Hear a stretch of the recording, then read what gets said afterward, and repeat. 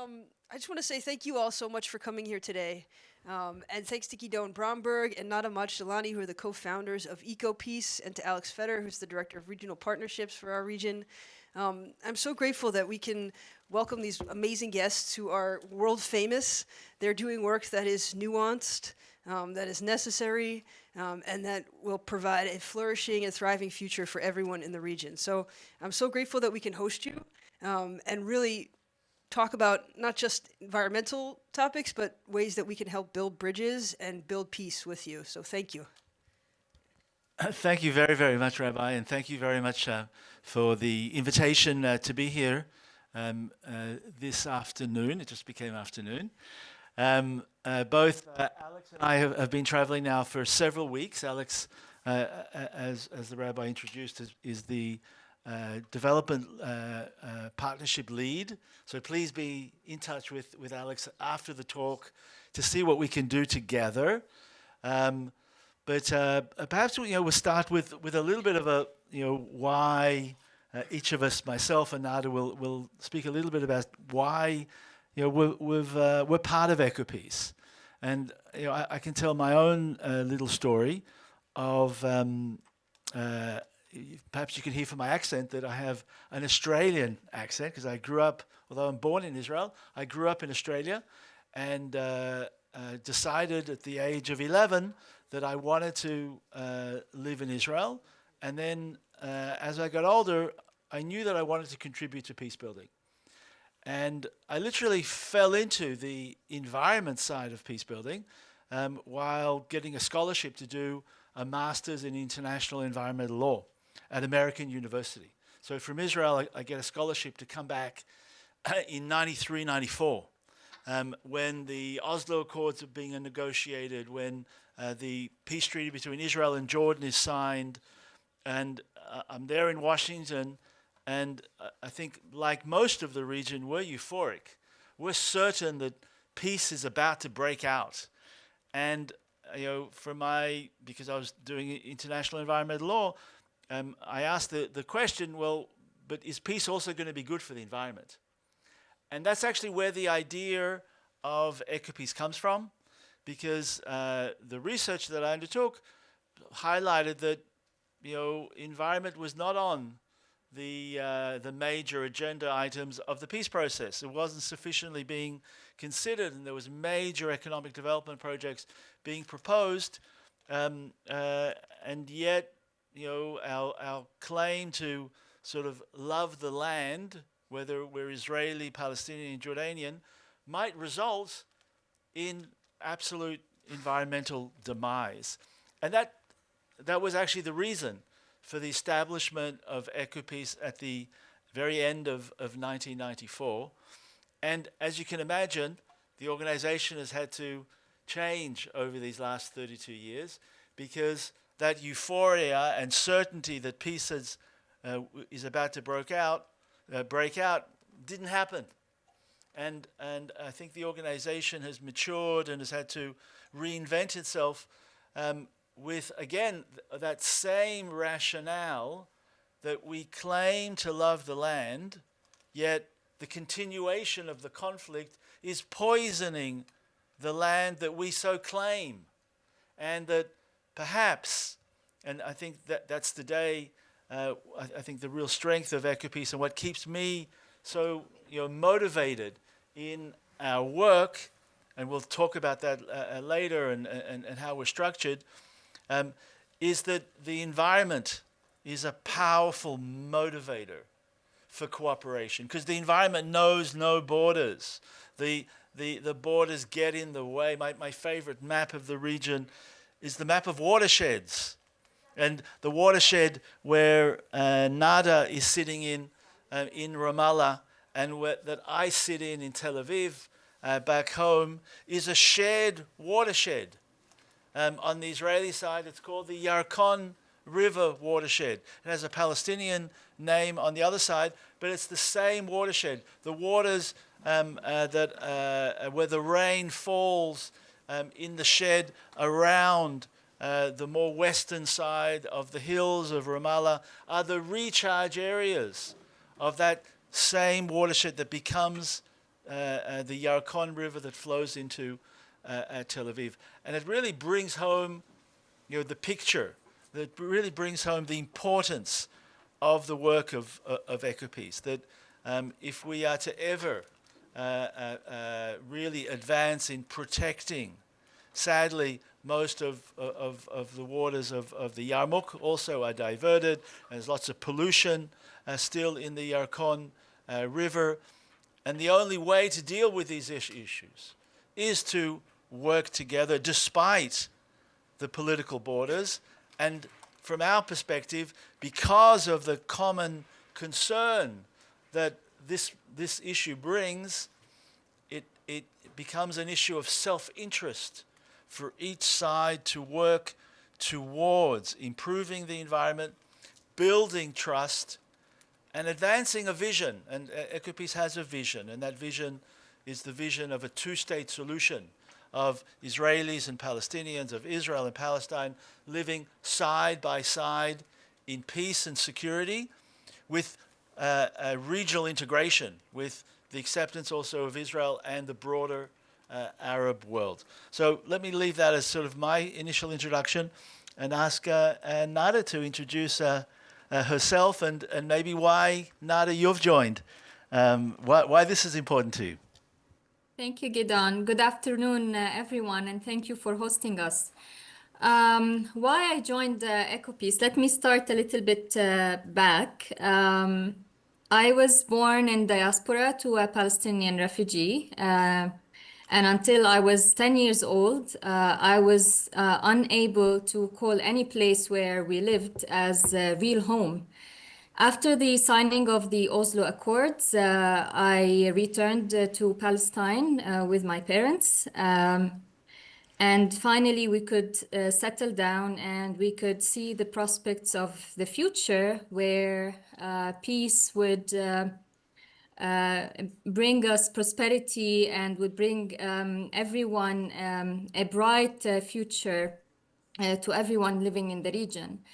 Back then, I was assigned to an environmental peace building program when I was at school. At that time, it was very popular to have several youth exchange programs and summer schools. I was very active in this program through one of my favorite teachers, who actually now is the education manager at EcoPeace Middle East.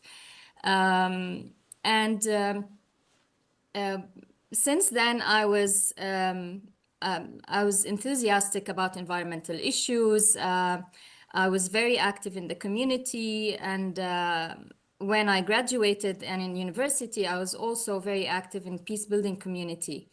I wanted to see change, especially after the breakout of the Second Intifada, when I experienced violence, I experienced fear, and I decided that there must be a different way to do things and to communicate and to perhaps build bridges. And after graduating from university, I continued in my environmental work, worked with various infrastructure development companies, and continued my activism in dialogue with Israeli peers, including young entrepreneurs and young activists. It has been my dream all my life to be engaged in something similar to EcoPeace. And in fact, I did apply to a job with EcoPeace before joining as a director. I wasn't very lucky back then when I graduated, but a dream comes true, and hopefully the dream comes true where we all live in peace, where we all are able to see the common grounds and to see the common interests where, as Gidon mentioned, our land is very precious, and it's precious for both peoples. I'm really proud of what our team is doing. We are a team of 60 staff in Palestine, Israel, and Jordan. And they do wonders. The diversity of our programming, our ability to reach to our stakeholders, to our communities is really incredible, even in the midst of war and difficult times where the feelings are and the heartbreak is very high. I think we will come to a point where we'll discuss the challenges after October 7th in Gaza, but I would leave it there and perhaps take the conversation further to what EcoPeace is doing. So why don't you start and continue that, Nada, with maybe a quick overview and take on either the education or the advocacy, whatever you like. Fantastic. So our strategy is built on a diversity of programs and activities, a bottom-up approach where we focus on capacity building and education. We have a large educational program where we focus on developing curricula on climate diplomacy and water diplomacy for teachers and with teachers where they can use this material in their classrooms. We have the climate diplomacy program for young professionals where we focus on the capacity building of youth from the age of 21 until 39. And basically we target here various youth from various areas and sectors, especially in the sectors of media, international relations, political science, engineers, municipality, engineers and staff, and local leaders.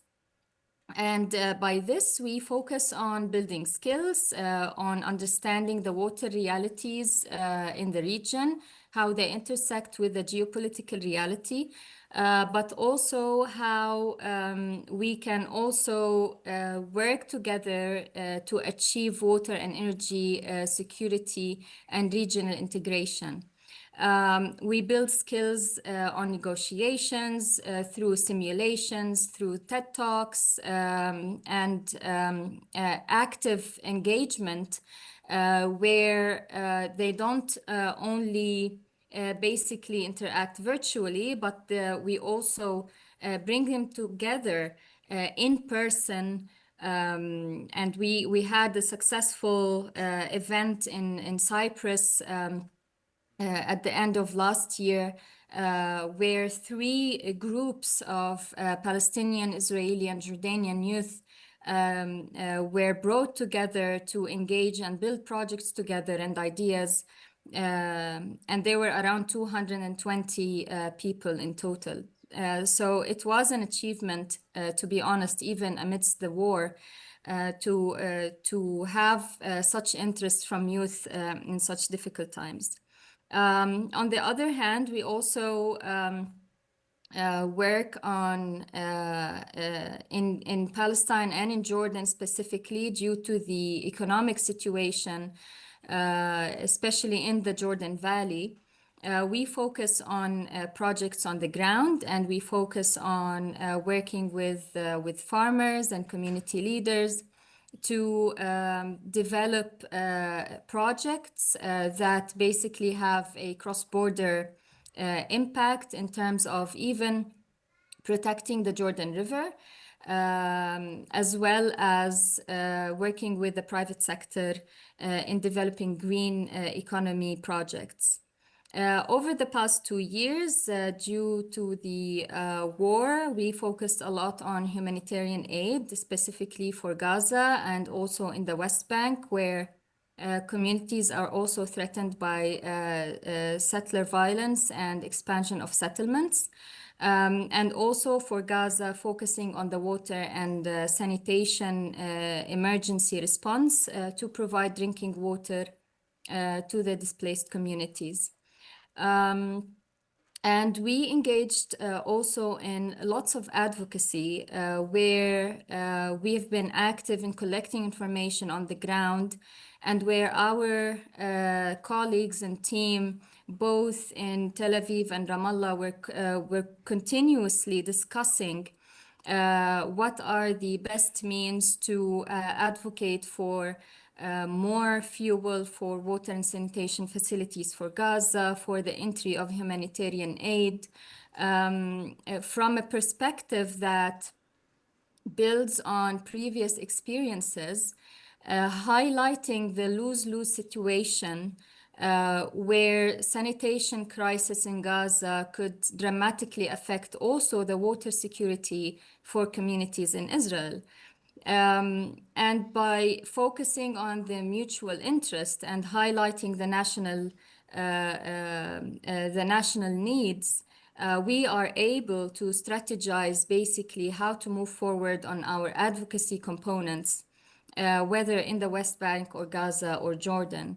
And this brings me again to the larger scale advocacy prospects that we're working on,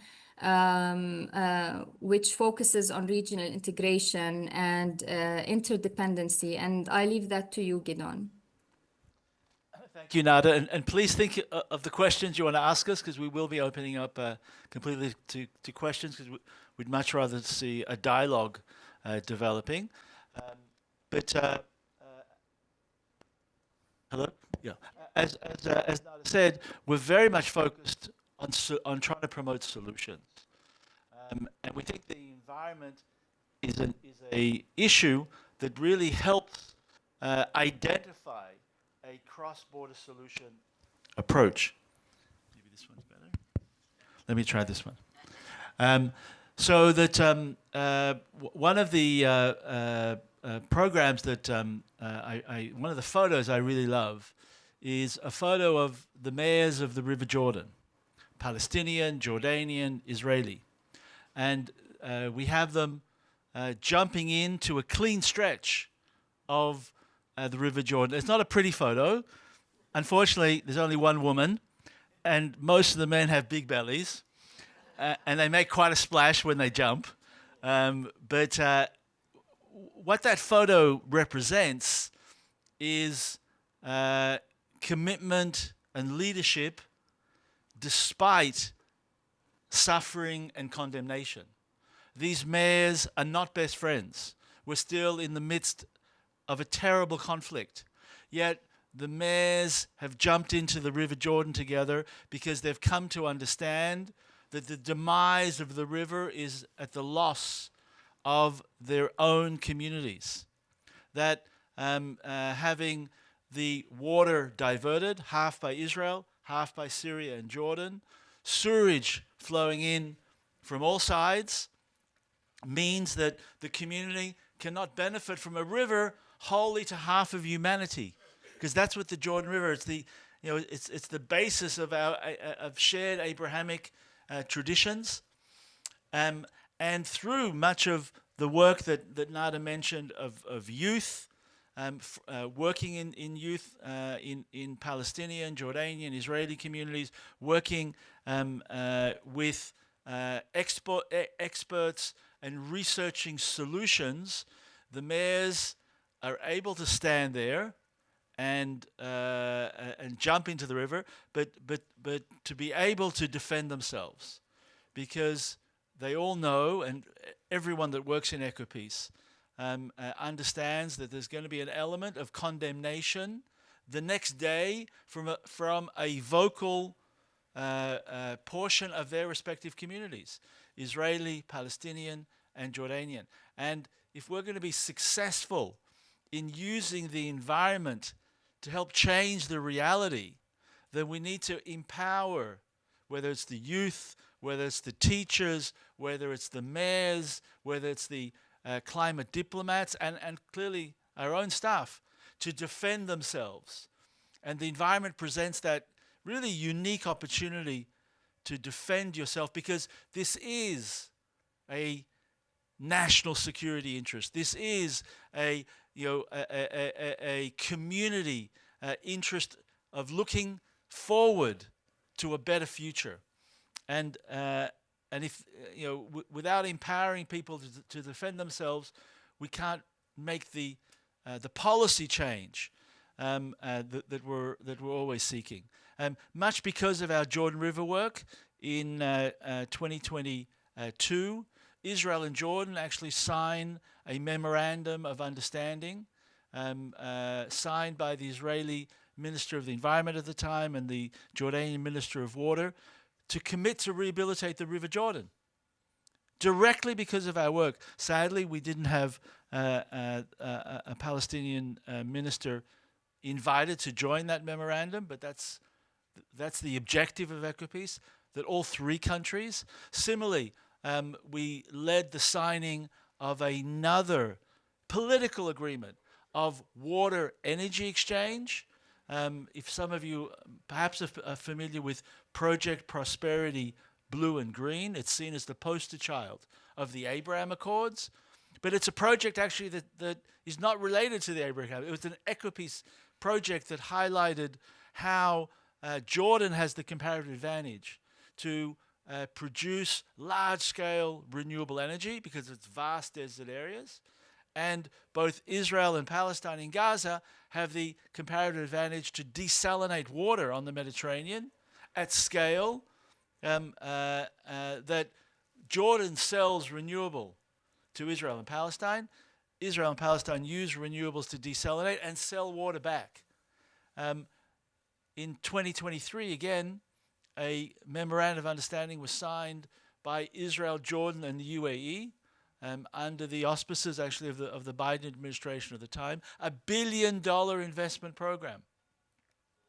Sadly, October 7th happened, and the war happened, and that deal froze. But in these very days, discussions are back by the governments to move that investment forward because Jordan desperately needs the water and Israel desperately needs the renewable energy. And we now have the opportunity to include Palestine and include desalination in Gaza and purchase of renewables from Jordan under the current circumstances of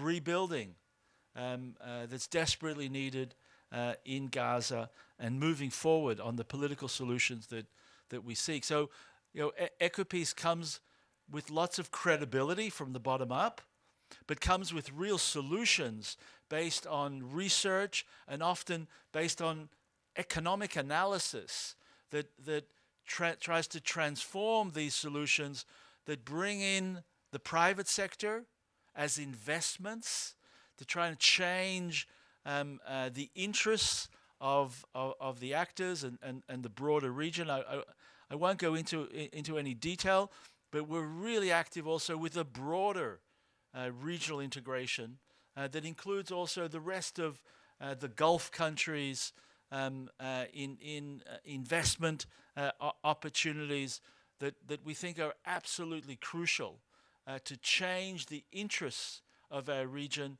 so that we're all committed to see an end to extremism on both sides and to really bring forth the political solutions of two states and regional integration that is also based on a healthy environment and based on a healthy economy. And we draw that experience from other conflict zones.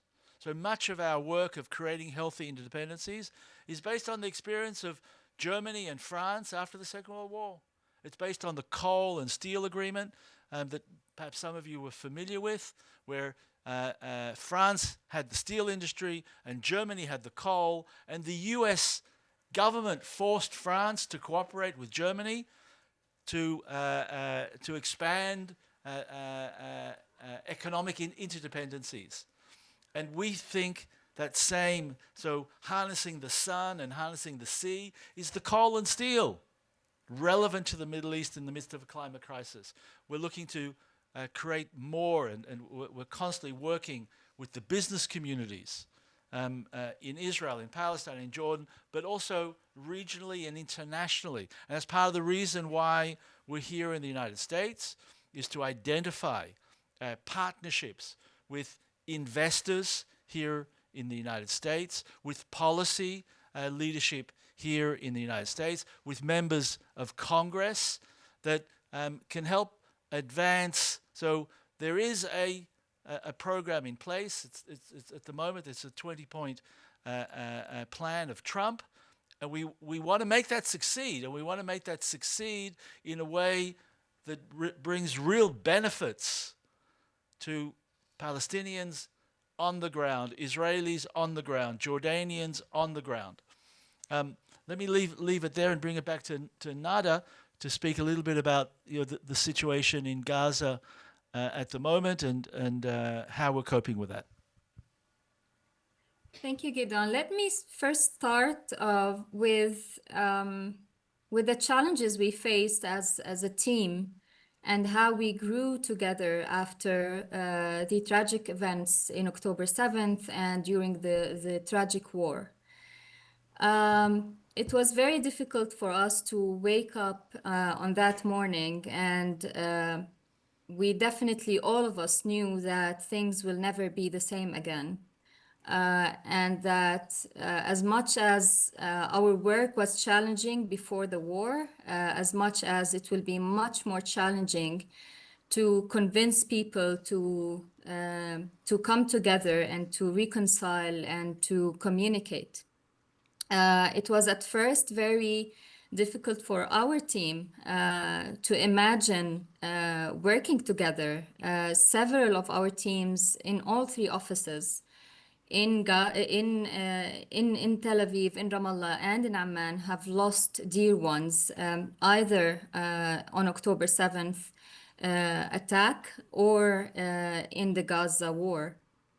So it took us really several months to do a lot of healing, and we worked very closely with a mindfulness expert from Sri Lanka. And she helped us address our feelings and our emotions and to express how deep our wounds are, but how strong our willingness is to get out of these sad feelings and basically collaborate and do what is more meaningful than actually being sad in the corner. She really helped us to grow stronger together as a peace-building community, as a family, and to focus much more on what's more important, which is our advocacy work, our peace-building work, our outreach to our stakeholders and our youth. And as I mentioned, it is really surprising that even during the war, our educational program is actually oversubscribed, even more than the applications that we used to receive before the war happened. And this comes from real credibility and real courage from our team, who were able to put all their hearts and minds in bringing people together and not necessarily discussing who invented the hummus or falafel first, or to play football together, but actually to discuss meaningful, practical issues that matters to their own daily lives, issues that are relevant to their water security, to addressing the pollution in their communities. And by this, I think, let me be frank, the education program is one of the dearest to my heart, to be honest, because it is the one that brought me here. It is the cross-border environmental peace-building education that I got when I was a teenager that basically brought me up to these values and to these understandings of working together and the importance of working together. And as I mentioned before, the situation in Gaza is really dramatic, and we've been participating actively in the WASH cluster, which is a group of various international aid agencies like the Red Cross, several UN agencies who actually have a foot on the ground, as well as reports that we receive from our colleague in Gaza, who's actually now displaced in a tent, but he's been very active with us over the past 2.5 years, working tirelessly to also help his community to get access to water. Nearly 95% of the infrastructure has been damaged. All wastewater treatment plants have been damaged. Desalination plants are hardly working because of lack of fuel and electricity. Now, currently, the communities depend on water from extremely saline and polluted wells, which actually operate either on diesel generators or what is ever left of solar panels. Disease is reported at high levels, various types of diseases, dermatological, diarrhea, gastrointestinal, all those types of diseases that are impacting thousands of children in Gaza. And we must understand that these diseases and these illnesses will not stop at the border. Pollution would not understand political boundaries and will not understand to stop at the borders of one nation or another. And we have proven that in 2017, when we did our advocacy efforts when basically construction material and electricity were not supplied to Gaza at that time due to what was called a dual list material or dual use material list. We've noticed that pollution and untreated wastewater has been traveling with the currents in the Mediterranean to the Israeli shores and resulting in the closure of desalination plants in Israel, which provided a water security for 15% of the population in this area. And by this, we continue to advocate for humanitarian aid to enter Gaza and for repairs to the wash facilities to be fast-tracked, as well as to provide energy and electricity supply to those facilities to be able to operate. We have been very active on an international level, especially also with the State Department, as well as with the civil CMCC. Gidon, help me. The Civil Military Coordination Center. Military Coordination Center, which is a joint center of U.S. Military and Israeli military and presence of various diplomatic missions. And we had the opportunity to present there 3 times on 3 different topics on water, on energy, and sanitation in Gaza. And we believe that being invited 3 times to be heard and to provide some recommendations gives us a high credibility as a regional organization that basically provides recommendation based on evidence, based on studies, and collaborations by the 2 sides in Palestine and Israel.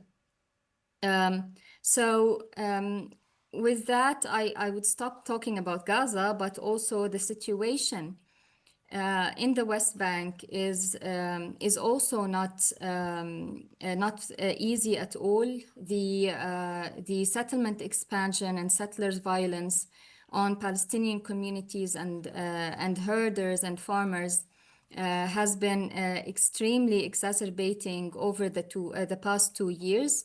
And even since the beginning of this year, we have recorded around 1,000 people already displaced from their homes in the West Bank because of settler violence. And these numbers, we would see them before the war extending throughout an entire year, not merely over a couple of months. And here we have been working also extensively together with Gidon and his team to address some of these issues that these acts will not bring security to neither to the Palestinians and neither to the Israelis. We must find different ways in terms of discussing our future, building our future that is based on fairness, on justice, on a mutual understanding of the narratives, and also understanding of the right for both people for self-determination. Gidon, I'll stop here if you want to take it from there. So I think, thank you, Nada. I think let's open up for questions so that we can engage. So please, if you... Oh, maybe it's me. the microphone, so otherwise Nada can't hear us. Ah, okay. So who I would like also to... can't see you. Oh, you can't see me? No. Well, they're going to fix it now. Yes. Okay. Now I see you. So who would like to start first? Any question, any thought that you have, please. If you could just also maybe introduce yourself. Hi, I'm Peggy Tanner. I was curious just after October 7th. I know it's become much more challenging, especially for the young people, to gather together with people from the other side. The 200 plus that went to Cyprus, did they have training before they came? Have they had lots of interaction with these other students before? How does that work, and how much more challenging has it been since October 7th? You want to take that, Nada? Certainly, they do. They do go through a lot of training and a lot of preparation over around 7 or 8 months, where our team works with them on 3 or 4 days back to back, continuous training and other engagements on the local level, where they basically learn about the technical issues and the water reality, the regional issues, the regional challenges. So basically the technical data and information that is available, but also they learn about communication skills, about negotiations, and they get a lot of preparation processes before meeting each other on a regional level, particularly also training them on how to communicate their fears and their concerns and their ideas without hurting or causing any distress to the other side.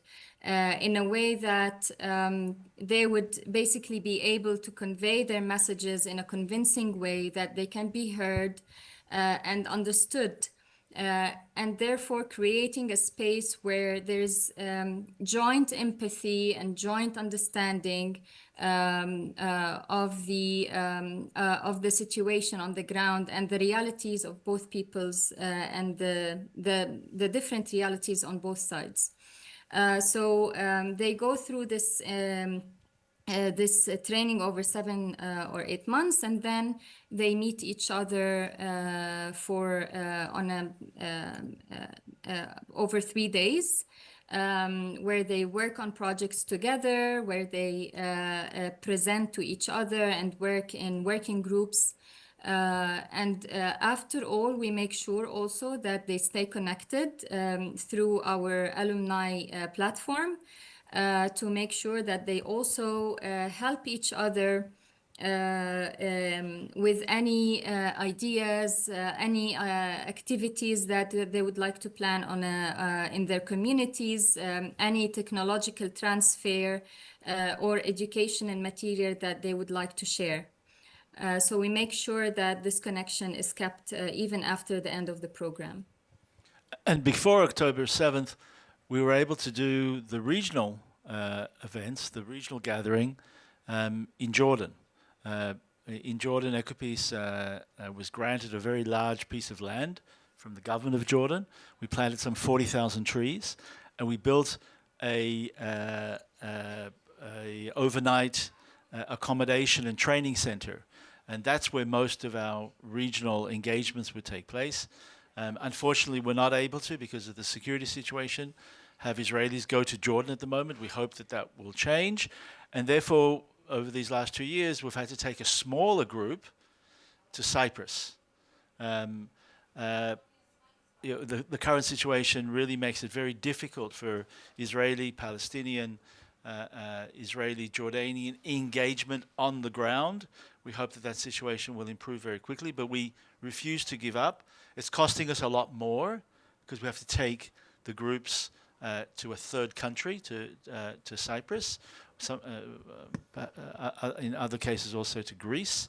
But we feel that we can't give up on that, sort of face-to-face interaction. We can organize Zoom calls that come together, but the face-to-face interaction is really critical, because you also need to understand that our water realities are completely different. When we turn on the tap in Israel, we know that the water will always flow. Always. There's no question about it. Nada, how often do you get water in your home? Once every 2 weeks now, after the settler attacks on the spring.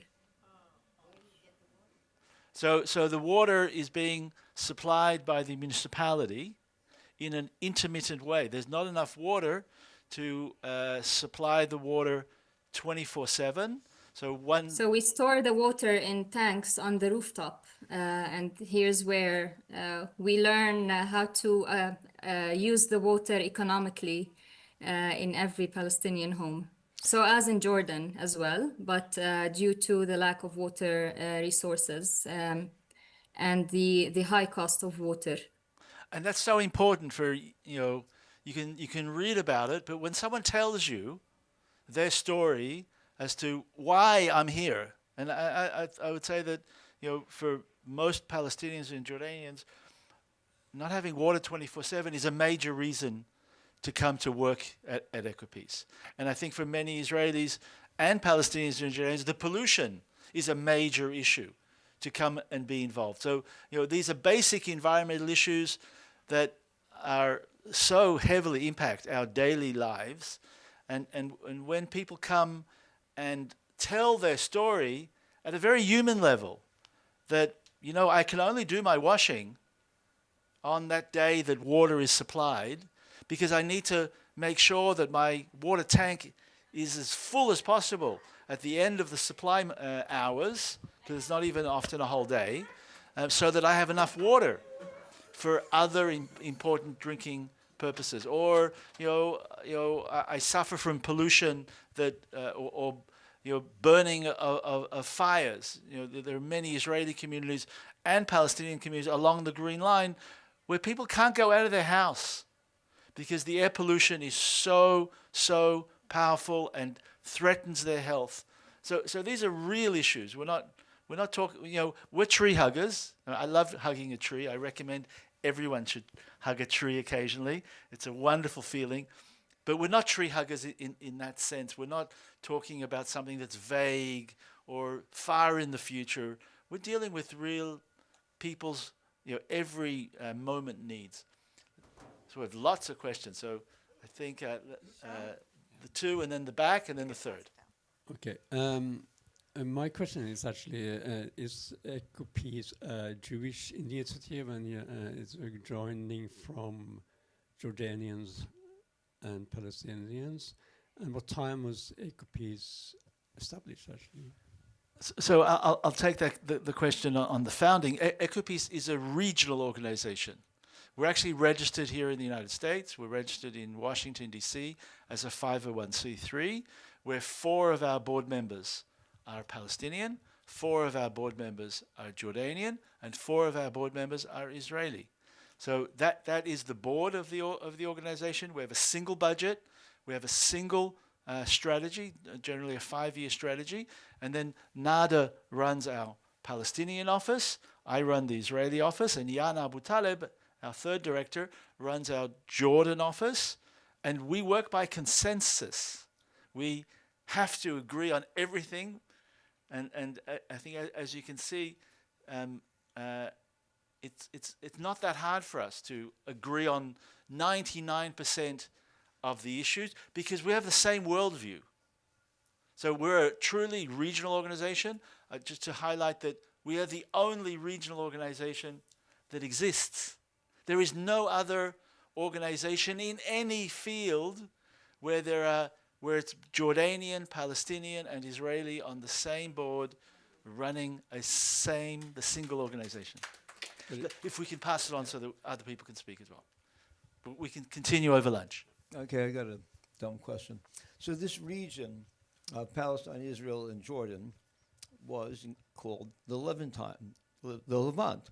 So I was wondering, any possible dream of including Lebanon and Syria as part of the Levant? I mean, they're intimately connected and all that. So Nada, you have one of your parents. My mom is Lebanese and she was born in Syria. My father was born in Syria as well.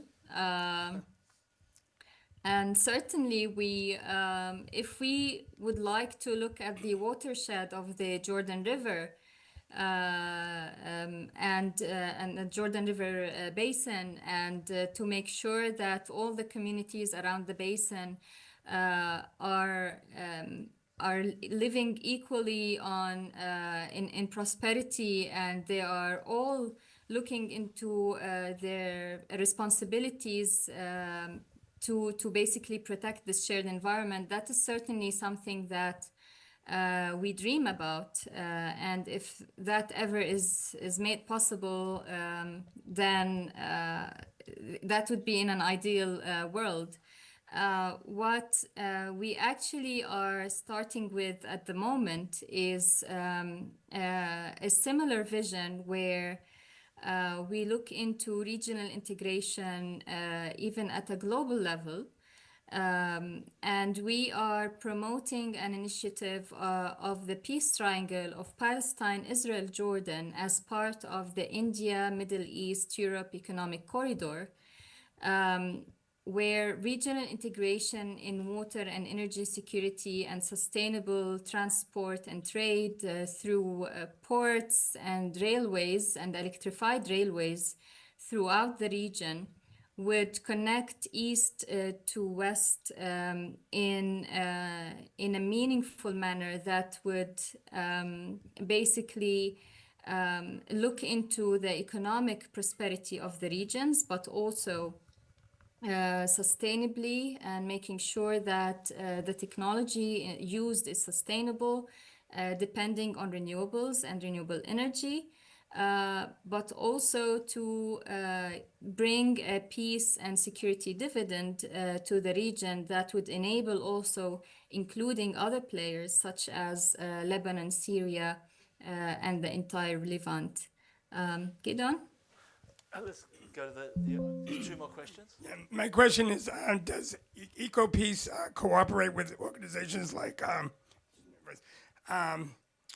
Arava Institute and also Carmet ME? Because our synagogue has had recently presentations from both of those. Terrific. So absolutely, we have relationships. In fact, there's some similarities, particularly between EcoPeace and the Arava Institute. Arava Institute is an Israeli organization, but it does have a Palestinian CEO. And Comet ME does really important building of renewable energy facilities in isolated villages throughout throughout the West Bank. We're actually part of a very large coalition called the Alliance for Middle East Peace that brings 180. We're not alone. Our voice is perhaps not loud enough, and you know, we don't have the resources that we need so that we're on the front page of the major press. But we're not alone. There's 180 organizations that make up the Alliance for Middle East Peace. There's another network called Principles for Peace out of Geneva that were also very active. So there is a large peace organization, and you know, we all try to find ways to work together to try to solve issues. We're really pleased that of all the organization, Thomas Friedman, this Christmas period or this holiday season, identified EcoPeace as one of 3 organizations that he recommended the community of readers to support. I mean, giving us a lot of credibility. Look back to his issue that he released during the Christmas period. We have someone being very patient. So we have one more question right now in the back. We may have time for one more question after that, but Gidon and Alex will be here for lunch, so you'll have more opportunity too. But So from my perspective, what I've seen is that the Trump administration has been cutting back on their involvement in international climate accords and have rolled back a lot of environmental incentives in this country. And I'm curious what sort of support you're finding from them for your initiatives in the Middle East. Nada, do you want to start with USAID?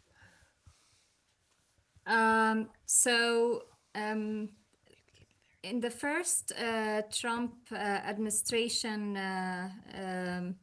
we faced an immediate cut of around 1.5 million, where the cuts directly targeted Palestinian beneficiaries, and therefore we were not able to continue with working on our educational program and several other activities. So this was in the first round of the Trump's administration, and the second time, which is the cuts and the closure of USAID, which affected aid globally. And here also we lost around 1.3 million for a project that extended over 3 years. Again, also focusing on our educational program. And to be honest, with the current funding climate, things are becoming even more and more difficult, especially from our European partners and donors. We have been seeing over the past months an extended budget cuts from our main donors, as well as from potential donors who we approach from the European countries. Mainly due to their engagement and prioritization of the war on Russia and Ukraine. This has put us as a peace-building community and specifically those working on environmental issues at a very difficult position to sustain our work, especially after the long track record of success, of achievements, and even also credibility with our community, which now we have seen they've started depending on us. Universities in all 3 countries are reaching out to EcoPeace to collaborate based on the reputation of our educational and climate diplomacy program.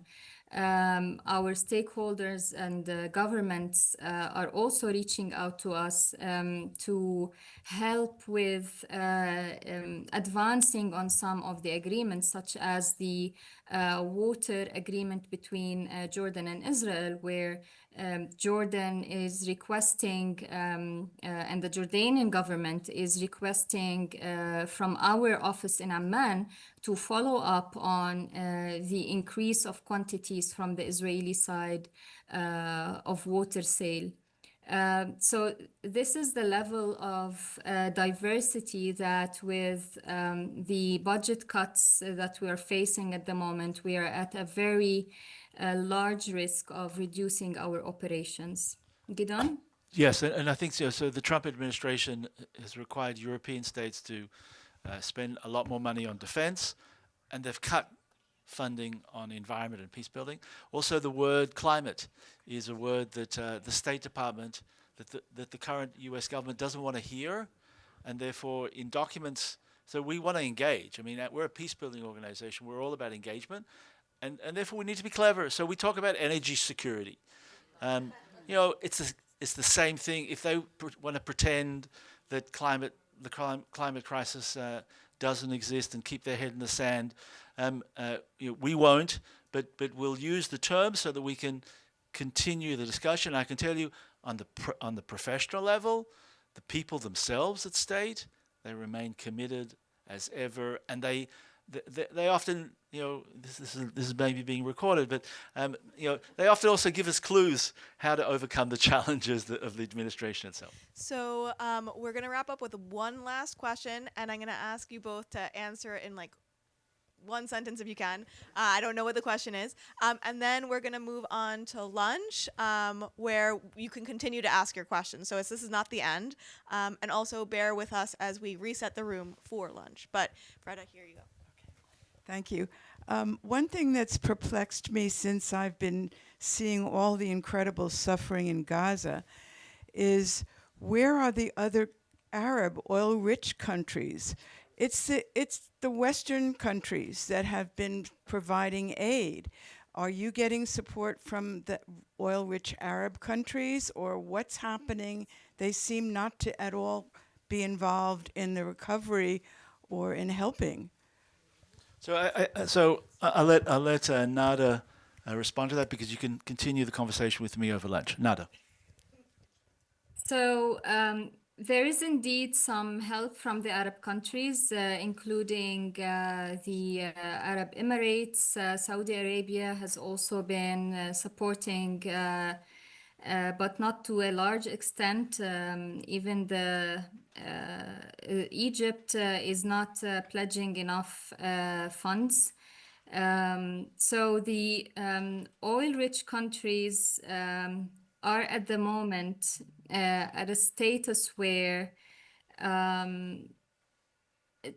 we're all trying to understand how this new technical committee that will be governing Gaza and will be responsible for reconstruction and aid, how it will operate, and how it will function under the Board of Peace, which was launched by President Trump.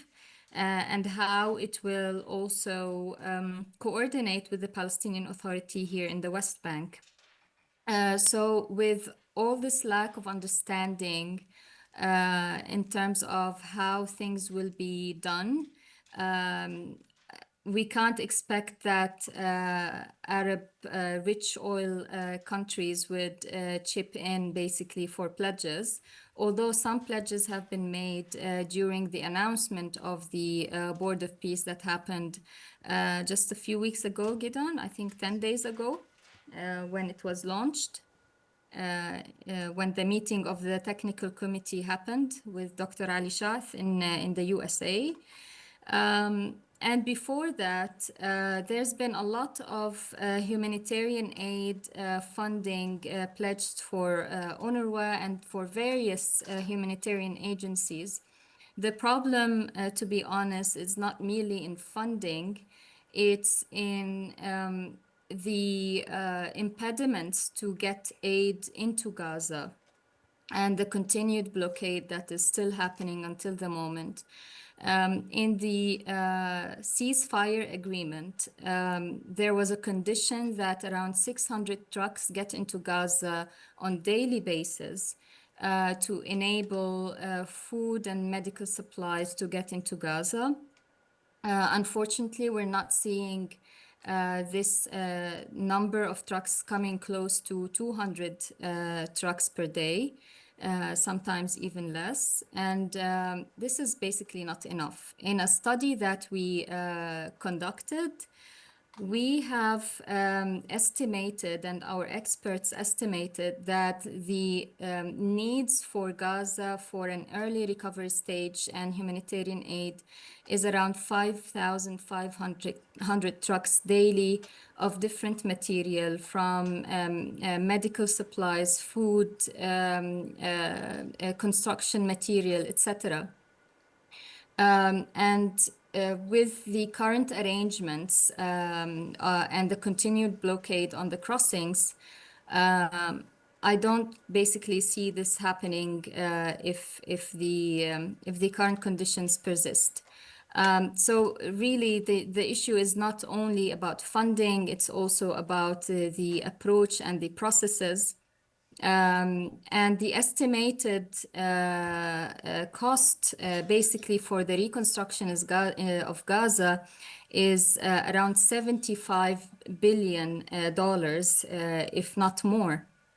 And this requires a lot of investment that not only needs traditional ways of funding from whether Arab countries, Europeans, etc.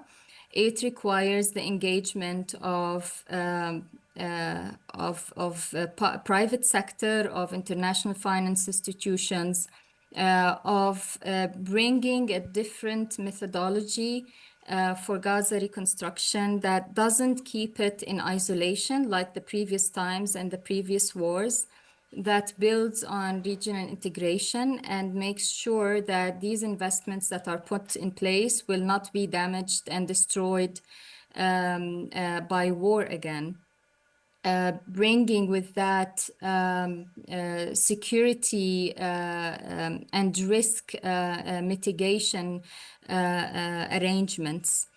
And by that, we believe that once we realize the role of international community and private sector and the Gulf, and the interest and the benefits that they could also get from a sustainable and peaceful Middle East, the more we would be successful in the process of reconstruction of Gaza, other than the previous unsuccessful times.